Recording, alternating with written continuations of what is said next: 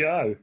Hello! Us Hairy Game Lords have been able to try out on Tabletop Simulator Alley Cat Games' recent update of the Tinner'S Trail, classic Martin Wallace, which has been given some modern twists. What did we think? Let's find out!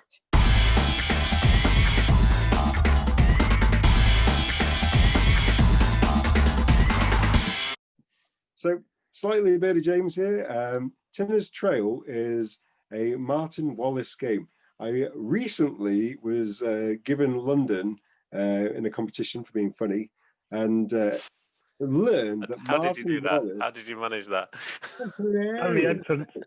Right, this is irrelevant. Anyway, Martin Wallace makes games which are thinky and mathematical, and games that you can like choose optimal plays and things like that, and you can do really clever things.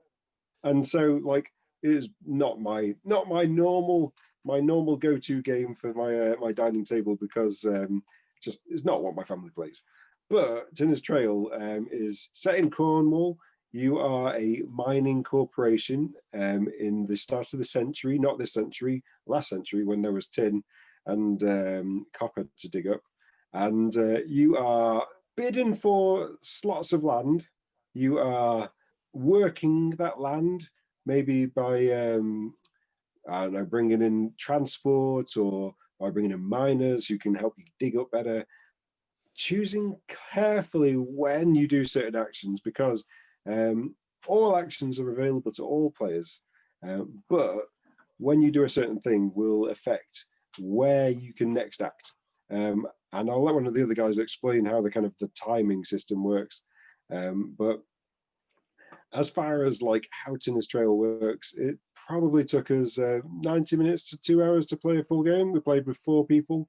It was a learning experience. I think the first thought that I had from this one is it's, I'd say, a very accessible game for somebody who is into either medium, heavy games, because even on my first play, I managed to do quite well and make some intelligent choices. And I know what I'd do better next time. It's been thinky, but I've not come out the other side sad. Whereas I nearly did, I'm not going to lie. The end feeling was far better than I felt after about the end of somewhere around the end of the first round, where I felt that I'd completely blown it. There are lots of different options when you're kind of, as James has said, lots of different actions. And when you go to auction a mine, the way it works is they've changed the way the game works, I think, from the original to make it, I think, a little bit more accessible, possibly a little, and to give you a chance if you go wrong. I think in the original version it was pretty harsh. You could probably halfway through the first round, if you'd made a couple of bad decisions, that would probably be it for you in the game. It would be hard to come back. There was definitely a little bit more flexibility in this. But when you've got the map of Cornwall that divvied up into its little areas, and a whole load of tiles out there, and each one of those tiles basically will tell you how many resources are in that slot of land, how much tin, how much copper, and how much water. Now, water in this game is pretty bad, because water will mean that the cost to mine that tin, so for each water it's going to cost you £1 to mine 1 unit, if you like. So if you've got 3 or 4 water and you want to take 2 units out, it's going to take you 6 or 8 quid, which is a lot of money, and to waste mining. And they add more water. And you add more water when you mine. Yes, so the more you mine, that space fills with water, and it costs more the next time to get more out, because it's more difficult, etc. So it's, but you can when you're choosing an area, you can play a card which will give a bonus to that area. It might be an extra miner, it might be a little bit extra tin, a little bit extra copper, maybe take some of the water off. And if you play the card before you start the auction, you're able to peek at the card and have a little bit of an idea know what that card's going to look like, so you know how to play the auction. Or you can go in blind, like I did. And I thought, oh, come on. Towards the end of the round, it's a throwaway move, and ended up with a horrendous mine at a high cost, which ruined me for about a couple of turns. It wasn't until the third round where I started to feel like I was coming back into it. But the flip side of that auctioning is that there's also a lot of nice player interaction. So it isn't, if sort of honestly speaking, if you really like you're absolutely kind of multiplayer solitaire Euros, this isn't that. There is interaction. The auction mechanic beautifully allows you to try and throw your opponent's friends, ex-friends, under the bus. There was a moment Beautiful. where I was able to come back slightly into the game by selling Dave an absolute dud, because that's the other beauty is when you sell. When you do the auction action, but somebody else buys the mine, you get half of the cost of the mine back to yourself, even though you know. So it's all, and you don't spend any of your work action points. They do, so they have to pay. They pay their money for the mine. You get some of that, and they lose action points. So there is some there.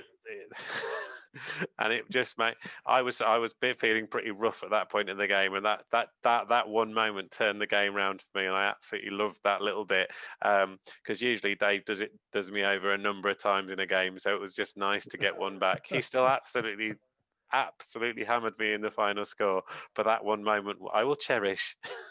So I really enjoyed the sort of interplay, and I think, as James was saying about the time track and that kind of, you have 10 worker actions, and different actions cost different amounts. So, you know, some of the really useful things will cost you three worker actions, and you've got to decide, is that worth doing at this point?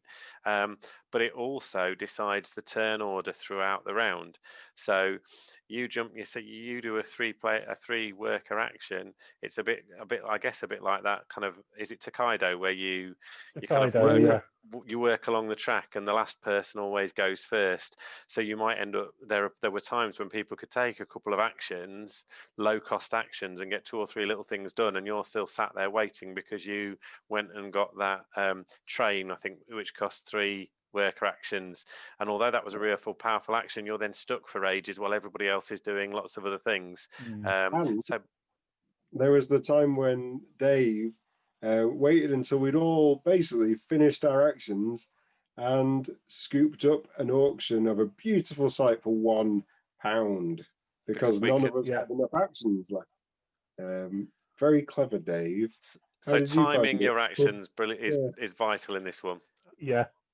And a lot of those actions, especially bringing in miners, boats, trains, there are limited numbers of those per round as well. So to start with, the first turn, there's only 1 miner, 1 pump, 1 adit, I think. So if you get to go early, you get to grab that, and everybody else can't because you've used it up. Second turn, there's 2 of some of those actions. So again, if you're one of the first 2 people to go, you can grab it, get more benefits. So there is a definite benefit to being the first to go, and you can swing that your way by passing and ending your round early as well. So giving up a turn or 2 in that round to let yourself go first in the bidding for points, and then in sort of turn order right at the beginning of next turn, so you can grab all the good juicy stuff, which is quite important early on. It's not just going first in the next round, but the first person gets the best investment return. So you sell all your stuff, you make all your money, and you want to bring some of it over into the next round, but actually you want to invest it at a certain point. And so in the first round, if you make loads and loads of money, then you get a really big return. And I got quite a strong lead at the start, and then I blew it all and ended up selling pasties for like a few turns. Yeah, like a fool. Round 2 will be known as pasty round. round 2 was pasty round. The other thing that we've not really talked about is like the player count. So I can't even believe that this was just 3 or 4 player game. Like the way that they've taken a classic and brought it to become 1 to 5 players is very impressive. Like it's something that a really wide range of people could get to the table quite often. I mean, like it would be a night of your life, but like it sounds like it's got quite a strong solo mode that people are really enjoying, and the playtests from what we've heard. And I think the additional options that they're talking about within, I think they've got a deluxe option in the Kickstarter that comes with 2 additional expansions that add a whole load of extra opportunities and options in the game. This game, there's a lot of, it's really nicely balanced. So you've got to decide with all at each point, when am I going to go? When am I going to buy? When am I going to sell? What am I going to when am I going to take those actions to get first this round, to have that option next, or do I leave it to the end so I know I'm going to come in last, but I'm going to reap the rewards of being able to take that mine and get all of that stuff for a much cheaper price than I'd otherwise get it. So there's a lot of thinking that goes on, and there are a lot of different possible strategies that you could play out. So this is a game that you're going to rethink it, replay it, and work out how to win it best. I think it's not and learn from your experience. Yeah. But I think it took us probably pushing 2 hours because we were learning, and if we were on Tabletop Simulator, you're probably looking at a 90-minute game quite easily. And I think it's probably, for me, I like to think that I like a nice heavy Euro, but actually, how often do I actually want to play one? In all fairness, a 4-hour number crunching cube fest sounds great in my head, but you never actually get a chance to really pull it out. Whereas I think this is probably, I would say it's probably a medium weight, but it is nice and crunchy for that 90 minutes. So I think it's got a lot of reward for a hardened gamer, but it's actually, I think, quite easy to teach even a noob like James. A rough idea of what he was doing. I came a solid second, thank you very much. But I think it's got plenty of crunch to it. And at the end, I was trying to do frantic mental arithmetic. I took my shoes and socks off, which is the benefit of TTS for everybody else, to try and work out whether I was better off mining that copper, but it was going to cost me, and how many victory points could I earn from selling those 2 copper if I was having to pay loads of resources to actually get them out the ground, and doing a frantic in the head. That is actually the only it wasn't like a Lacerda, let's just completely scratch our heads for 3 hours. I think you could probably teach pretty much anybody to play it and they'd get something out of it. Yeah. Whereas somebody that likes a really decent Euro, especially now I think they've taken some of the randomness out of the original as well, I think would absolutely love it as well. And as Andrew would say if he was here, love the artwork. Yeah, it was really nice. It fit. It was well themed. It all worked together really well. I think it just felt like a really well-rounded game.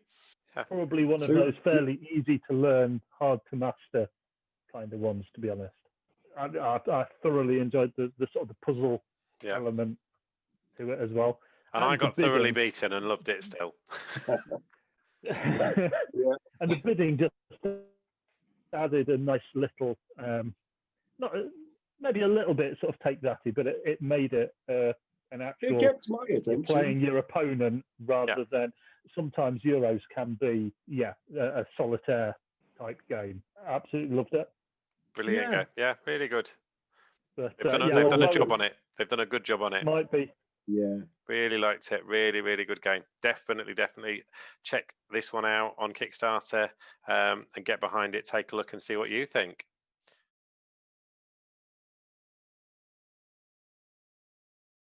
So we met another Spanish reviewer, Mishi. Big shout out to him. Really nice to game with him this evening. Yeah, he was ace. I beat him as well. That's what it's all about, isn't it, Dave? Moving to